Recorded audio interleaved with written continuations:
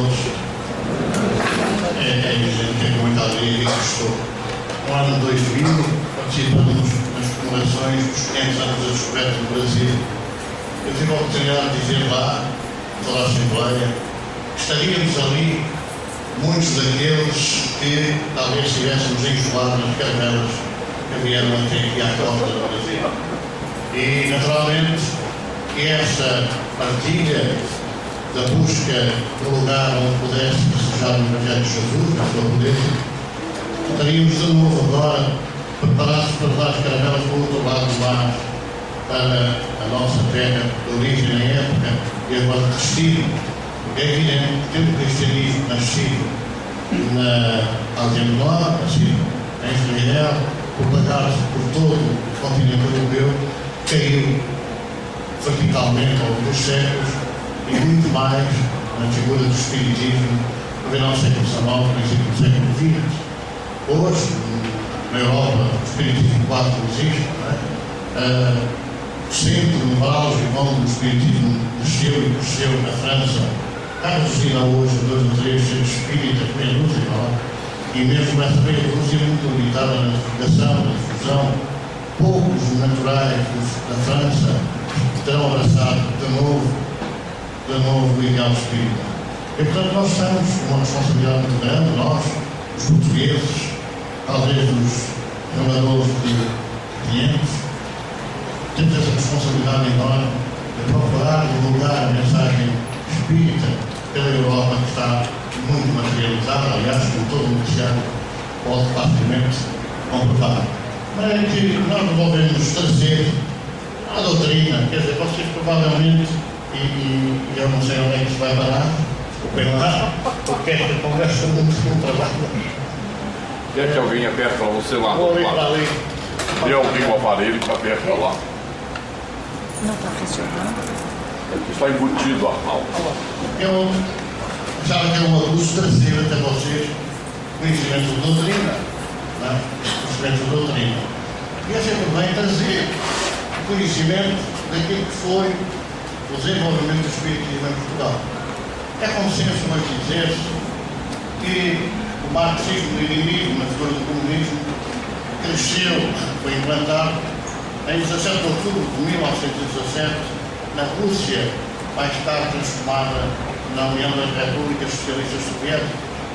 Estamos a reportar a 17 de outubro, mas não nos detemos em outras causas antecedentes, mais ou menos distantes, que marcaram profundamente e que são ainda responsáveis pelo distanciamento ou pela castração dos ideais espíritas na Europa. Desembocaram na Primeira Guerra Mundial, depois de terem passado pelas guerras do século XIX, e depois se agravaram na Segunda Guerra Mundial, com alguns episódios dramáticos pelo meio, como a Guerra Civil de Espanha. Então é uma época em que realmente o espiritismo fez a rio da Europa. Muitos dos bons espíritas, dos pioneiros daquele século XX, tiveram que fugir para o Brasil. Estamos a lembrar, por exemplo, de Fernando de Lacerda, que encontrou aqui acolhimento. Ele tinha sido uma vítima da violência no seu lar, em Portugal, perseguição da República. Ele foi aqui acolhido. António Joaquim Freire, o grande organizador do primeiro Congresso Nacional de Espiritismo, em 1925, e outros nossos companheiros dessa época que tiveram que fugir exatamente pelas perseguições que se instalaram, não em 17 de outubro de 1917, mas em 5 de outubro de 1910, quando em Portugal foi implantado a República, que era verdadeiramente um regime marxista, não leninista, Lenin aparece mais tarde, mas um regime marxista de uma índole materialista muito profunda e que incitou uma perseguição religiosa que é inadmissível em qualquer país livre, em qualquer continente livre, mas que foi na época realmente produzida em Portugal. Então nós gostaríamos de trazer até vocês alguns conhecimentos dessa época áurea. Eu não sei se muita gente já ouviu falar de Fátima. Fátima, a Nossa Senhora de Fátima, a Senhora da Alfedeira, etc. Fátima é considerada hoje como, digamos assim, o ex-libris da Igreja Católica. Os milagres da Senhora da Alfedeira são os milagres de Fátima. Mas de facto não tem nada a ver com isso. Mas Fátima não existia à época o que existia à época era realmente uma cova da luz, chamada Cova da Iria. Iria quer dizer luz. Curiosamente, um sítio que era no meio do mar, onde só bastavam as cabras e as ovelhas, e onde as crianças levavam os rebanhos, já que os pais tinham que trabalhar a terra para ganhar o seu sustento. É um período muito difícil dessa época, mas é uma época 910, 917, que tem coisas extraordinárias. Pouca gente sabe que o maior poeta do mundo, considerado pelos críticos literários do século XX, foi Fernando Pessoa. Fernando Pessoa era um homem muito curioso. Porque é que ele foi considerado dos maiores, se não o maior mesmo, poeta do século XX? Poeta. Porque ele conseguia, segundo a época os críticos literários, inventar novas personalidades, que ficaram conhecidos na literatura como os heterónimos, vários homónimos, várias personalidades. O que é uma reação absurda, porquanto Fernando Pessoa nunca disse, inventou força a personalidade força. Fernando Pessoa sempre disse que era médium, sempre disse que era um médium semi-espírita, e ele referia isso à sua tia na Suíça, porque ele achava que era um elemento atrasador das regiões mediúnicas em que participava. Ele que, no início, no início do século, havia participado em várias reuniões, nomeadamente com figuras como Madame Lacombe, ou como Marion Lille, ou Amélia Garcia, que fizeram, até ao século XX, palestras de divulgação do material espírita aqui no Brasil. Estamos a falar na época em que Chico Xavier ainda estava crescendo, em 1910 que nasce, em 1917 em que se manifesta a sua materialidade, e portanto estamos a falar de um período anterior a esse, em que realmente Fernando Pessoa se debatia com uma coisa dramática para ele, que era olhar ao espelho, e quando se olhava ao espelho, a cara modificava-se, e quando a cara se modificava, ele vinha na ideia um nome. Então ele manifestava essa sua, digamos assim, faculdade mediúnica dessa maneira ativa. Eu vejo do espelho surgir a cara e de repente surgir o nome. Então não podiam ser uma personalidades inventadas, não podiam ser imaginadas essas personalidades. Então ele manifesta essa realidade foi escondida. Não é possível acreditar que os licenciados, os doutorados na literatura e na cultura da época permitissem sequer que o grande poeta Fernando Pessoa, que nunca vendeu um livro daqueles que escreveu, nunca ganhou um centavo com a obra que produziu, que ele pudesse ser médium. Era um escândalo.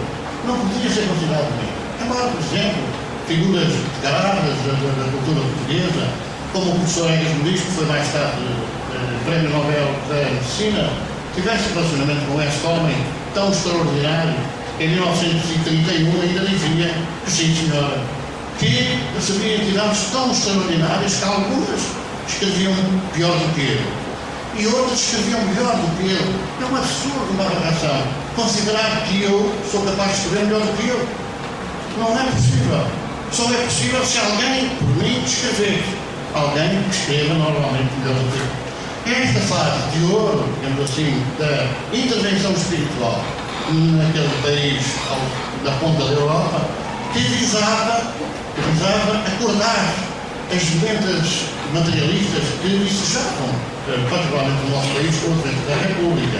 E vamos recordar, a Revolução Bolchevique ocorre em 17 de outubro de 1917. E estas cenas que Fernando Pessoa protagoniza acontecem antes, porque a carta em que ele descreve com muita profundidade todo o seu trajeto mediúnico é de 1914. Quando escreve um amigo muito chegado, emigrado na França, em Paris, Mário de Sacadreiro, um outro grande poeta do Orfeu, que morreu depois, mais tarde, melhor dizendo, desencarnou pelo suicídio, pelas portas do suicídio. A Fernando Pessoa também não desencarnou assim muito facilmente não, porque ele desencarnou pelas portas do alcoolismo, quando, depois de renunciar ao espiritismo, se viu constrangido para comer, a dedicar-se à tradução das obras de Madame Blavatsky, exatamente do esoterismo, tendo como condição abandonar o espiritismo e publicamente denunciar a doutrina espírita. São estas fases curiosas que nos devem fazer despertar a atenção, porque nós entendemos que o passado deve servir a todos nós de reflexão, de meditação, para podermos no presente conduzir as nossas atividades e evitar erros no futuro. A repetição de erros no futuro tem a ver com esse passado que nós realmente vivemos. Eu não sei se dá para passar, tá? Desculpem lá, esta imagem, desculpa só um minuto. Esta imagem é uma imagem que correu os jornais do país inteiro. É uma imagem de 13 de outubro de 1917. Eu lembro outra vez que a Revolução Bolchevique é de 17 de outubro. Esta imagem é 13 de outubro. É considerada como, aquela velha não fala muito pouco sobre isso, como o chamado milagre do sol. Bom, naquela altura foi o milagre de um, que a igreja perseguia as aparições, perseguia aqueles fenómenos de Fátima. Quer dizer, não era nenhum milagre, nada disso. Era um absurdo, era gente sem cultura, era gente atrasada. E, portanto, esta gente, que eram mais de 60 mil, de acordo com a imprensa da época, mais de 60 mil, percorreram 3 quilómetros pela lama, em porta-mata, para ir ver a Senhora da Arte Negra, a Senhora da Palmeira. Vamos passar então para a frente, se faz favor. Eu gostava de trazer aqui um poema exatamente desta época, do grande poeta. Isto é que tem que ser agora seguir. É um poema de um poema que explica aquilo na época passada. Nem é nem lei, nem para nem guerra. Devido como prefiro ser, esse fulgor passa de terra que é Portugal, nos esquecemos. Veio sem luz e sem arder, como o fogo fato encerra. Ninguém sabe que coisa queres, ninguém conhece que alma tem. Nem me quer mal, nem me quer bem, que antes distante apenas chora. Tudo encerra de derradeiro, tudo é disperso, nada inteiro. Ó Portugal, hoje é nevoeiro, ó podres. É a hora. Vejam como era naquela época, achava que era a hora de definir toda esta miscelânea de materialismo, de entrega ao materialismo, é a hora de despertar. Ele é outro problema extraordinário que é o Quinto Império, o fim do Quinto Império. Quer dizer, na altura, vamos dizer, Portugal ainda tinha o seu império e teria por muitas dezenas de anos. Mas trata-se do império do espírito, trata-se do império da espiritualização da vida, ou da movimentação da espiritualização da vida, que de facto não existia, era tudo nevoeiro, era tudo materialismo, era tudo prazer, era tudo perseguição, era tudo contra Deus. Todas as religiões em Portugal, desde 1910, outubro, até 1917, foram perseguidas, foram proibidas em Portugal. Então nós vamos ver esta análise da Fátima e o Espiritismo. Claro que nessa época, fazendo só uma pequenina chamada de atenção para aqueles que não possam estar dentro deste assunto, nessa época vivia-se a guerra. A Primeira Guerra Mundial decorreu entre 1914 e 1918. Carta de Fernando Pessoa à tia era de 1914, de março de 1914. Então, havia de facto uma guerra, e a guerra era um fenómeno social. Os combatentes, os grandes batalhões, as grandes unidades expedicionárias, foram para a França, de alguma forma para enganar o povo, quer dizer, as alterações políticas eram trimestrais, 3 meses mudava o governo, 3 em 3 meses havia uma revolução, e portanto havia necessidade de travar o povo, numa altura das cruzadas, a Igreja teve necessidade de distrair a atenção do povo, mandando os soldados para as cruzadas. Aqui também houve necessidade dos políticos de mandarem, de facto, os soldados para a guerra. Quase todas as famílias portuguesas tinham gente na guerra, com os pais, com os filhos, com os irmãos, com as noivas. E a guerra era tão terrível, porque era uma guerra de trincheiras, as forças estavam frente a frente, na distância de 50 metros, metidas nas trincheiras. A guerra das trincheiras era não só uma guerra dolorosa pelas doenças que se adquiriam pela falta de higiene, mas também porque as granadas corriam de um lado ao outro, os homens lançavam, tinham força para lançar as granadas ao outro lado, atingiam-se uns aos outros, era uma guerra permanente de nervos terrível. E então as famílias cá, sem saber notícias, não havia televisão, não havia jornais, não havia e-mails, não havia telemóveis. Quer dizer, era tão dramática a situação que as igrejas passaram a estar cheias do povo vindo a rezar para o fim da guerra. Os centros espíritas que havia à época da Revolução, um em cada concelho, vamos falar assim em Portugal, 300 e tantos concelhos, todos os concelhos tinham centros espíritas, também passaram a ser seguidos. Os espíritas também passaram Nos centros espíritas, a preocupação daqueles que os frequentavam era pedir à senhora, no fim da guerra, pelo que desse dos soldados. Havia uma arma terrível usada pelos alemães, que eram os gases da guerra. Muitos milhares de soldados voltaram da guerra gaseados. E gasear um homem é tornar a pessoa perfeitamente descontrolada. Era uma desarmonia total no seio do lar, quer dizer, era um sofrimento enorme.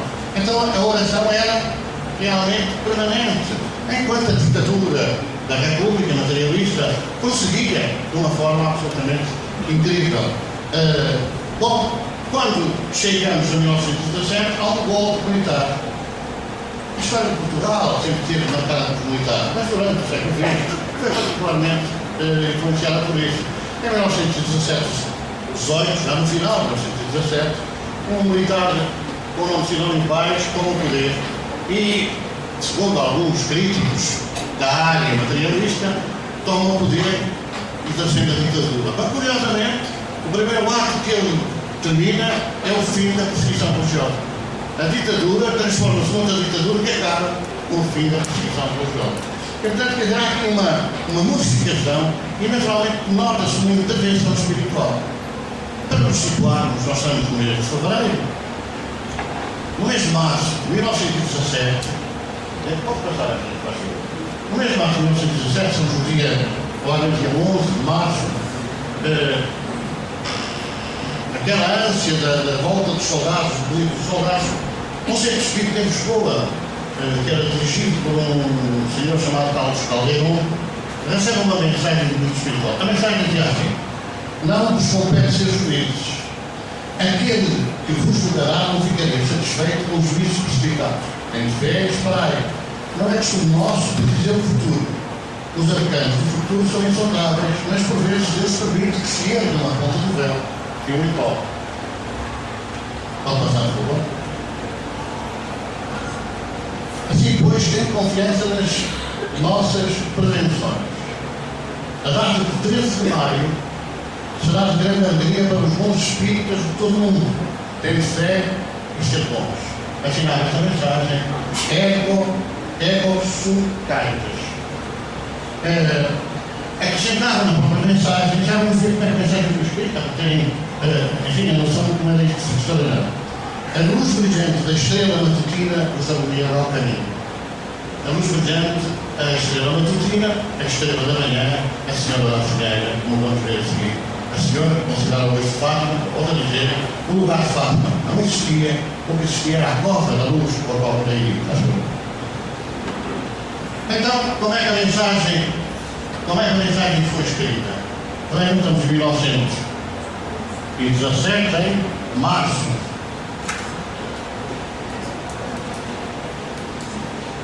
Se repararem bem, vejam aqui, isto aqui é não. Ao contrário. Não vos compete ser juízes.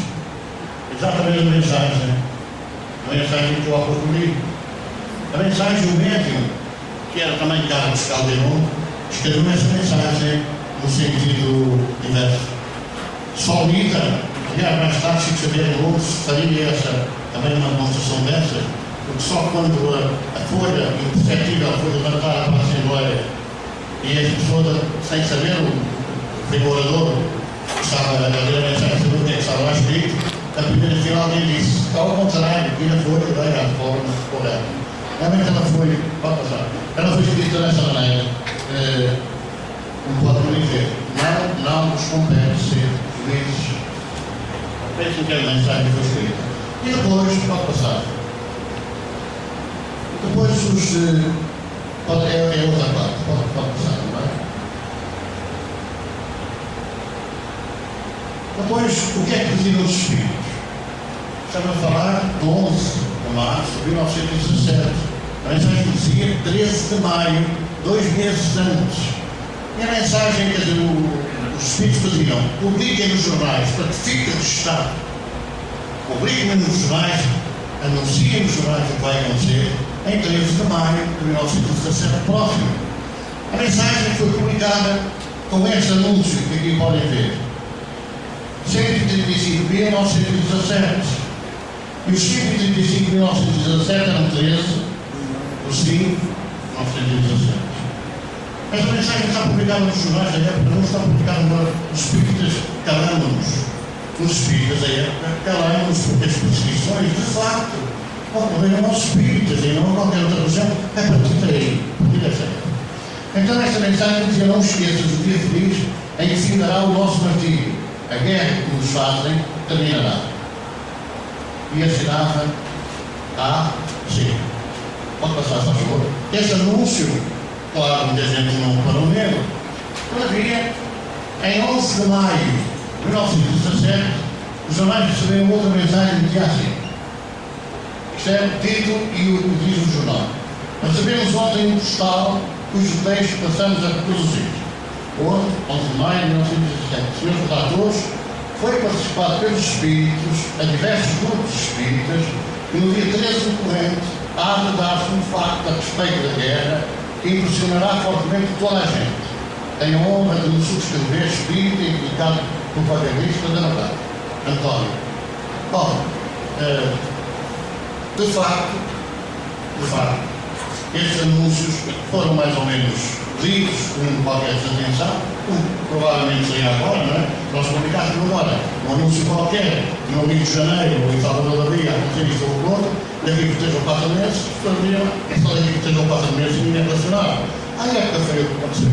Então o que é que se pode dizer disto? Pode-se dizer e deve-se dizer que os espíritos intervieram numa fase que era necessário espiritualizar a sociedade, espiritualizar a Terra, naquele caso concreto, a nossa Terra, marcada pelo materialismo político. Era necessário, de facto, acordar as pessoas. E esse anúncio feito pelos espíritas deveria ter sido, digamos assim, aproveitado para divulgar a doutrina.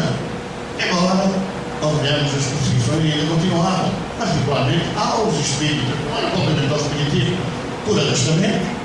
Se os espíritas divulgavam o espiritismo, sendo os espíritas perseguidos, ficavam travados na doutrina, o ideal deixava de ser propagado.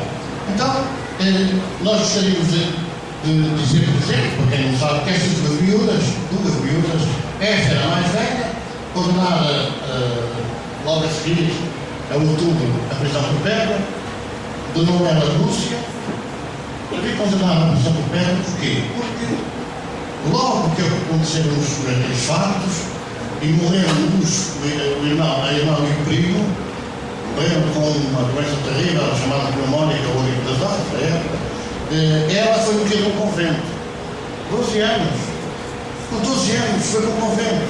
E como os jornalistas tentassem saber a verdade, que ela dissesse que tinha visto, que tinha assistido, foi mandada para a Espanha, para Vigo, num dos internamentos mais terríveis, que é nas carmelitas descalças que vivem em celas sem poder contatar com o exterior.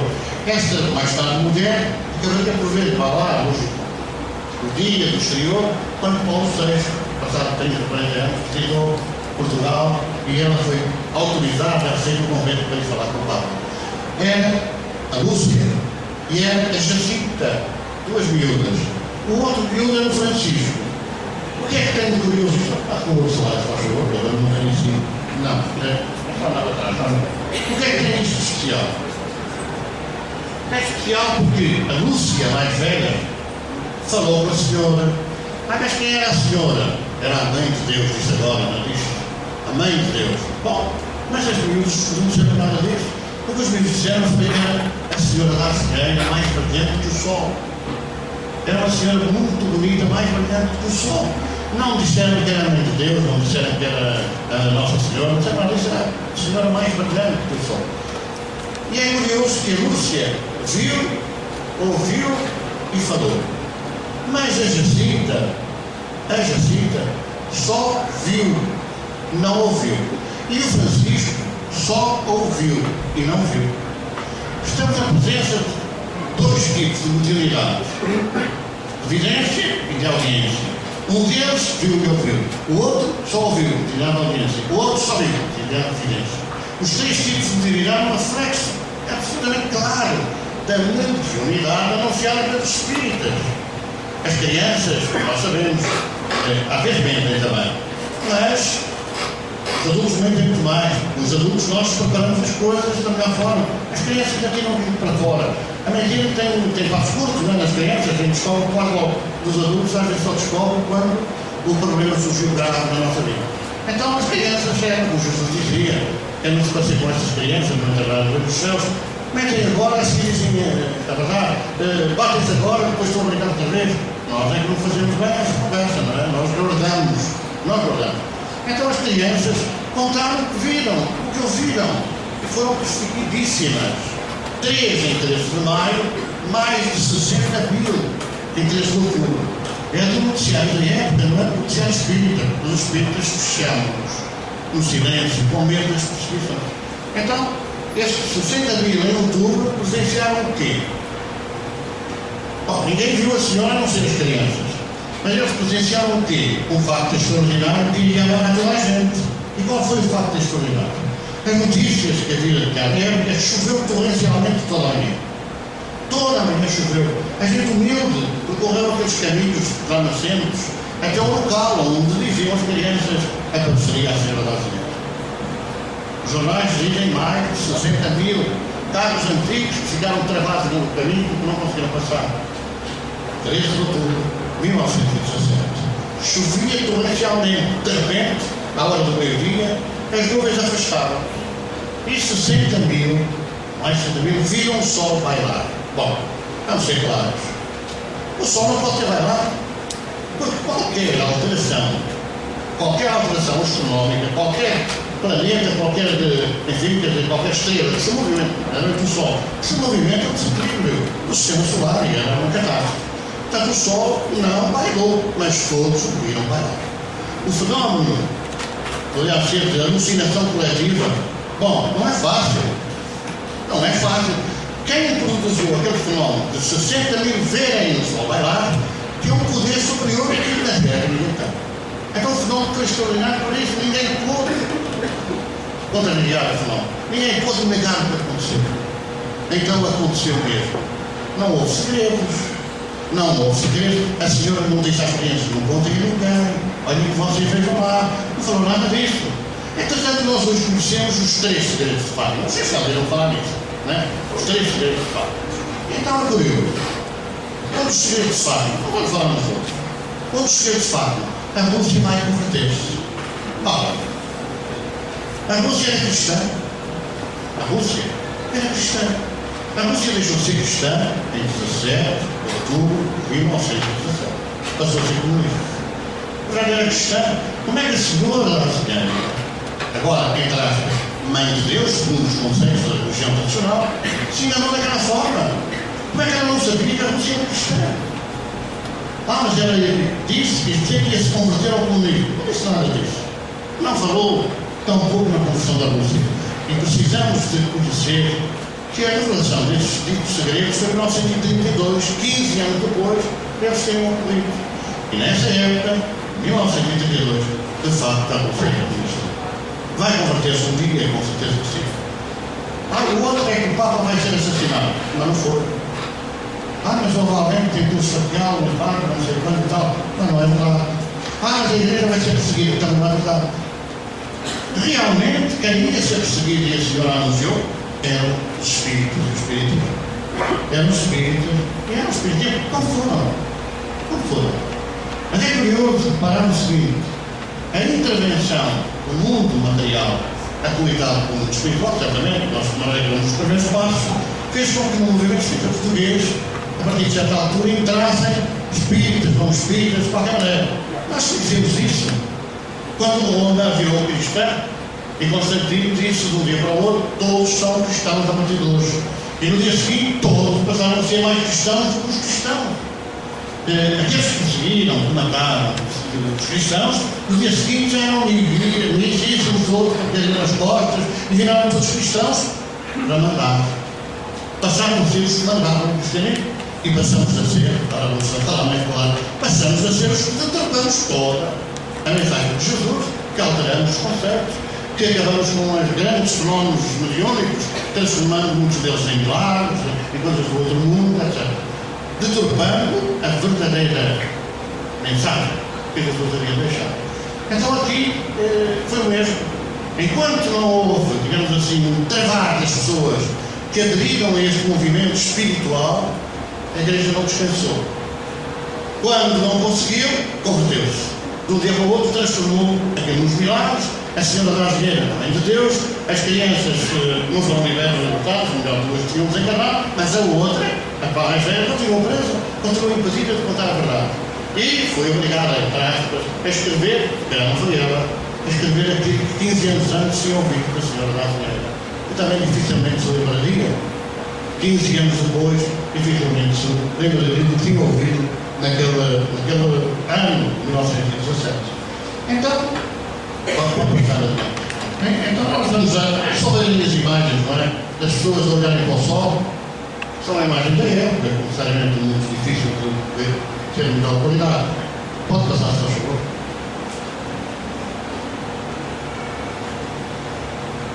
Joelhos, pode continuar. É assim noturno, pode continuar.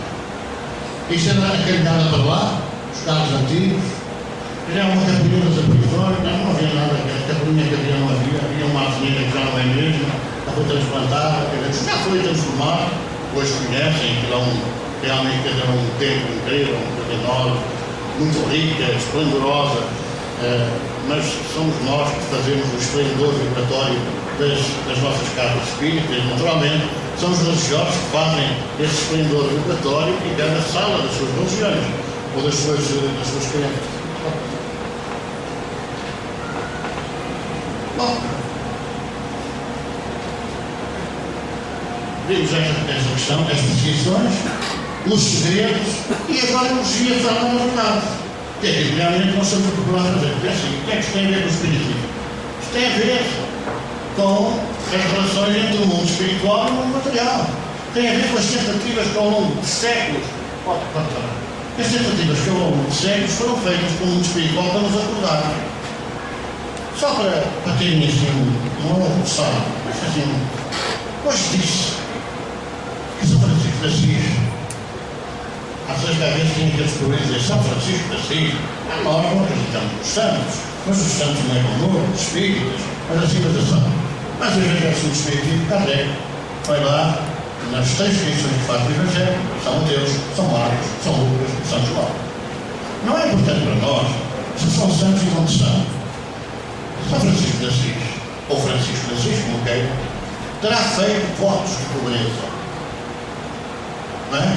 Portanto, ele jurou que como havia os pobres, também passava a ser pobres. Como havia os miseráveis, também passava a ser miserável. É o conceito geral, vale a pena estar agora aqui, ele ir buscar ponto a ponto. E ele não fez votos de pobreza.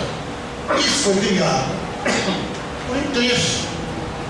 E, durante muito tempo, o ser pobre era uma obrigação, porque se Deus entendia que nós vínhamos a ser pobres, tínhamos que aceitar ser pobres e não podíamos discutir. E não podíamos tentar não ser pobres. Era conveniente. Era para os responsáveis religiosos, que eram nós. Bem, desculpem lá, não estou a generalizar, mas é que alguns de nós estamos aqui e estamos lá nessa conversa. Não temos dúvida. Alguns também ajudamos à festa. Convinha-nos que o povo nos obedecesse. E para o povo nos obedecer só pelo terror, só pelo medo. Jesus nunca falou do demónio. Nunca falou do demónio. Porque o demónio é uma palavra grega, daimon. E Jesus não falava grego. Jesus falava aramaico. E aramaico não havia daimon. Daimon é uma palavra grega. Resulta das traduções de conveniência. Jesus nunca falou do inferno. Nunca disse é para o inferno, deixa-me para o inferno. O inferno é uma criação de idade. O inferno é uma palavra criada para aterrorizar o povo que realmente começava a não aceitar as determinações dos políticos, dos poderosos. E então, por causa disso, impuseram essa coisa do inferno. A pessoa continuava assim, era condenada ao fogo do inferno. Eles não foram nada disso. Mas ao longo dos séculos, nós fomos mudando essa conversa ao sabor das nossas conveniências. Também hoje, e vocês sabem talvez melhor do que eu, peço desculpa, também há quem diga que o Kardec falou da passada. nós ainda não conseguimos pôr em marcha nos nossos centros, nos nossos casos espíritas, nos nossos movimentos, toda essa extraordinária codificação, todo esse código que acabou por mostrar a realidade sobre a lei, ainda não precisamos, já há quem queira alterá-lo, já há quem queira modificá-lo. Bom, nós fizemos isso. Nós, nestes passados, mais ou menos 60, fizemos isso. Quando Francisco de Assis faz votos, não faz votos de pobreza. Ele faz votos de pedir para dar. E ao dar, ele não queria manter a pobreza. Se fosse para manter a pobreza, nem pedia, nem dava. E vivia com os pobres e continuava assim. O que ele fez, em verdade, foi votos de erradicar a pobreza, acabar com a miséria, ajudar as pessoas a crescerem espiritualmente, mas também a ganharem forma de viver honesta e honradamente. Esses foram os votos que ele fez. E nós seguimos o percurso que acontece. Ora, o percurso que acontece? Acontece quando ele faz as regras, elas são aprovadas pelo Papa, é levado às cruzadas, e durante o período em que ele está empenhado na cruzada, alteram as regras. Durante aquele período alteram as regras. Uma das regras que ele estabeleceu, vejam que isso é importante para nós espíritas, era que não deviam os pedintes, os mendicantes, que mendigavam, aceitar dinheiro. Vejam o alcance desta medida, desta regra. Porque o dinheiro, o vil metal, às vezes é que nos tenta a desviar-nos da nossa tarefa, da nossa missão. Eu estou a falar no sentido geral, estou a falar dos espíritas, porque é senso comum que os espíritas não levam dinheiro. Mas eles estabeleceu essa regra, estamos a falar de 1217, 18, 19. Então, quando ele foi, a outra regra que ele estabeleceu é que a ordem era para leigos. Havia a ordem religiosa, havia o papado, e havia os cardeais, os bispos, aquela conversa toda e tal, os senhores das terras, que também já eram religiosos, e não havia nenhuma organização que juntasse o povo anónimo, as pessoas, os leigos. Pois quando ele estava a cruzar, recebeu notícia, volta, Francisco, porque alteraram as regras da ordem. Quando ele regressa, vai ter com o Papa, que era amigo dele, pedir que voltasse a repor as regras que ele tinha, enfim, instalado, estabelecido. O Papa teve que dizer que não podia. Nessa altura já havia muitos sacerdotes integrados na organização de Francisco, fundada, vamos chamar de Ordem de São Francisco. Então já não conseguiu mudar nada. E, triste com esse facto, abandonou a ordem. Se a gente não sabe ainda ligar estas questões, havia duas ordens. A ordem dos homens, a ordem franciscana, a ordem das mulheres, também franciscana, a das Clarissas, dirigida por Clara de Assis, e depois surge, em contraponto destas duas ordens, não é? A terceira, a ordem terceira de São Francisco, que ainda hoje existe. A ordem terceira de São Francisco é a ordem que ele funda a seguir para repor as regras que ele havia estabelecido. Votos e ajuda aos pobres para os fazer sair da pobreza e da miséria. Essa era verdadeiramente a proposta que ele fazia. E não propriamente a outra, que é tudo é pobre.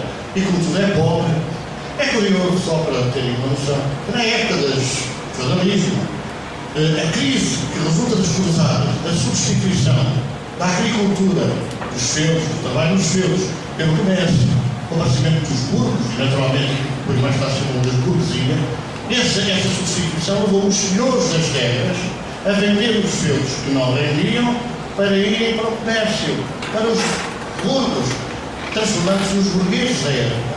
Quem é que comprou as terras ao separado? Os religiosos. Os religiosos, padres, bispos, cardeais, por aí fora. Portanto, o feudalismo passou a ser dirigido, orientado, coordenado pelos religiosos. Então havia necessidade de pôr-lhes ali outra vez a canga. O domínio fazes porque senão vais para o inferno. Fazes porque eu é que mando e eu é que sou o representante de Deus. Eu estou a falar que eu devo ter sido um deles. Portanto, não digam, olha, eu estava a tirar o cavalinho da chuva. Não, não estou a tirar o cavalinho da chuva. Eu tenho a noção clara e evidente que foi um desses malandrecos, não é? Que se orientou à custa dos inimigos do povo.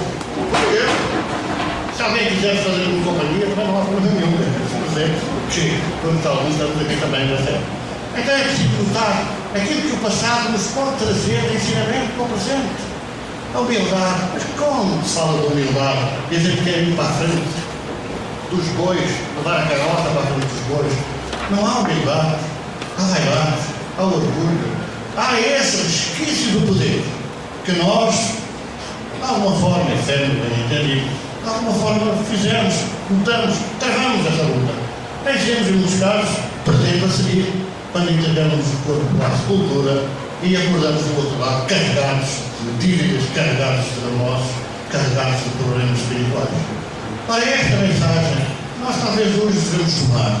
Perdoem-me se invadir a bolsa dos vossos conhecimentos, estarão muito mais à frente, enfim, na abordagem da temática espírita, na abordagem de todas as leis que a comunicação nos transmite, nos traz de volta.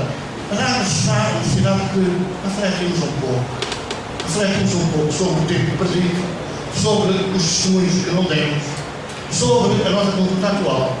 Não adianta andar a dizer que o mundo vai acabar, não, em 2012, como diziam os maias, mas vai ser em 2019, como diz não sei quem, que ninguém sabe se isso se deixou dizer. Não adianta, porque o mundo não vai acabar. Mas vai transformar-se.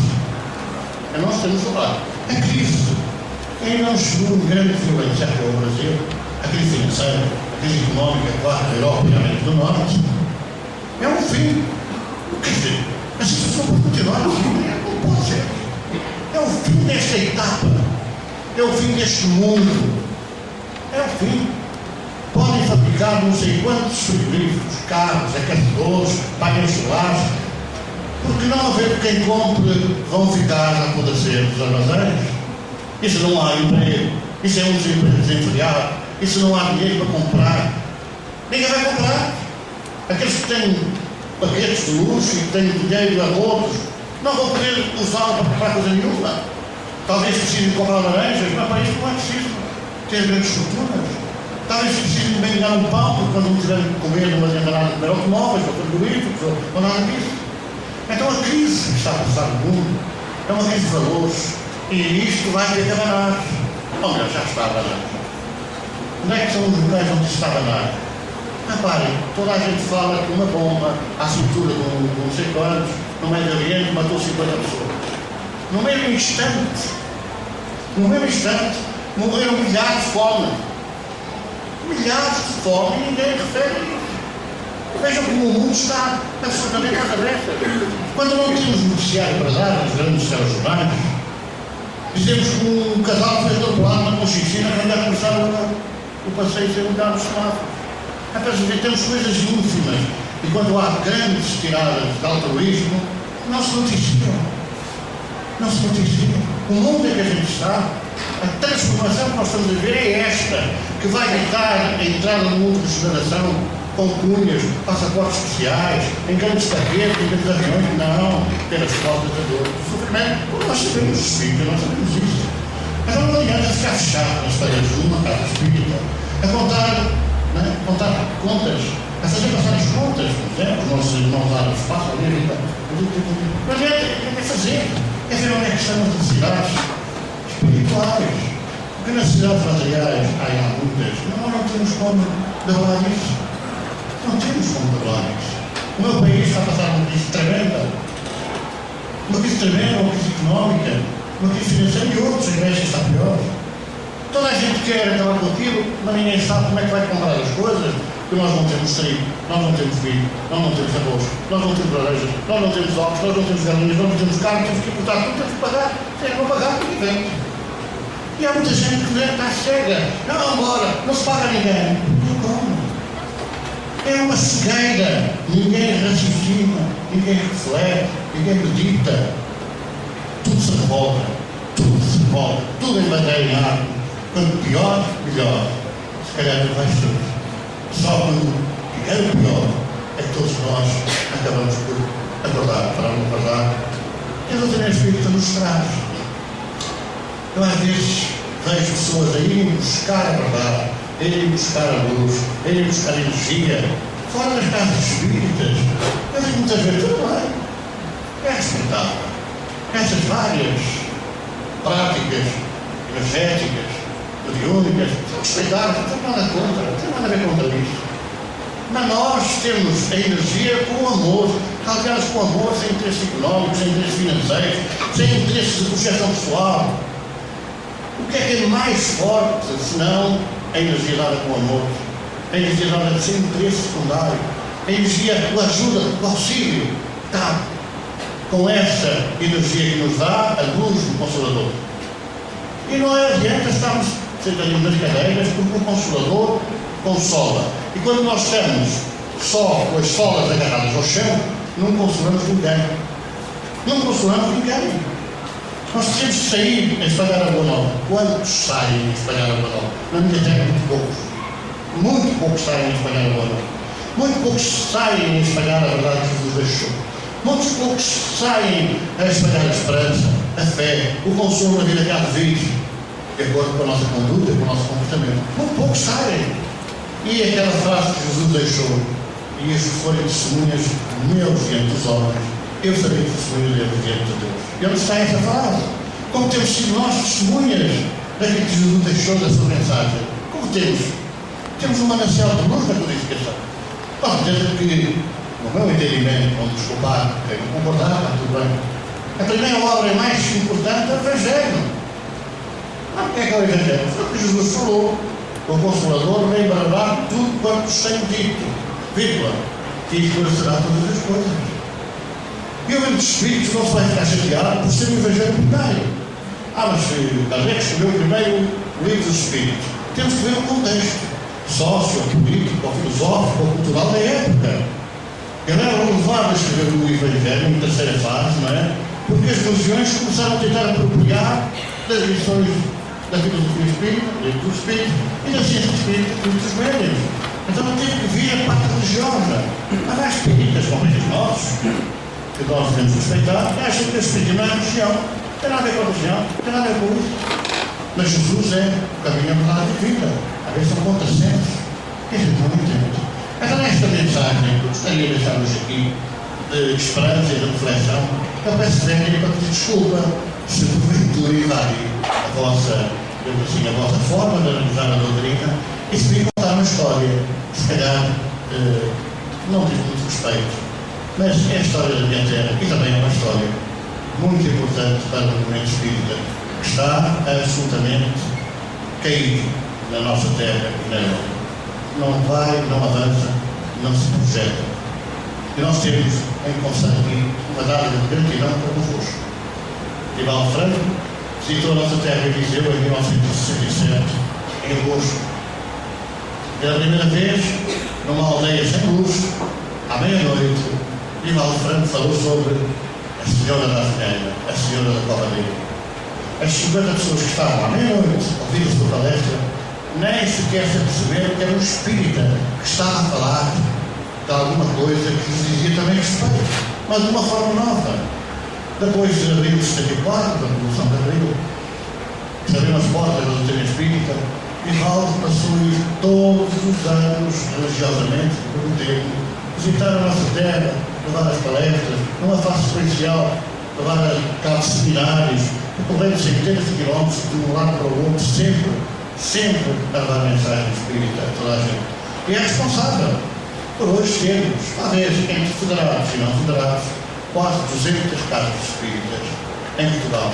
Claramente a nossa, que é uma casa para maior, seguramente que é, porque temos uma assembleia, uma sala para 600 pessoas, não é? E normalmente a televisão pode mostrar, às segundas-feiras cheias, toda a gente vai lá preencher o espaço para ouvir falar de Jesus e da mensagem espírita. Naturalmente devemos muito a ação desse irmão e agora também mais recentemente aqui do nosso Divaldinho, que está aqui assim, todos aqui. Eu não sei visitar também o museu. Ele tem dado uma contribuição grande à divulgação da mensagem espírita na nossa terra. Muito obrigado por me terem ouvido. Desculpa eu ter vos roubei e até sempre.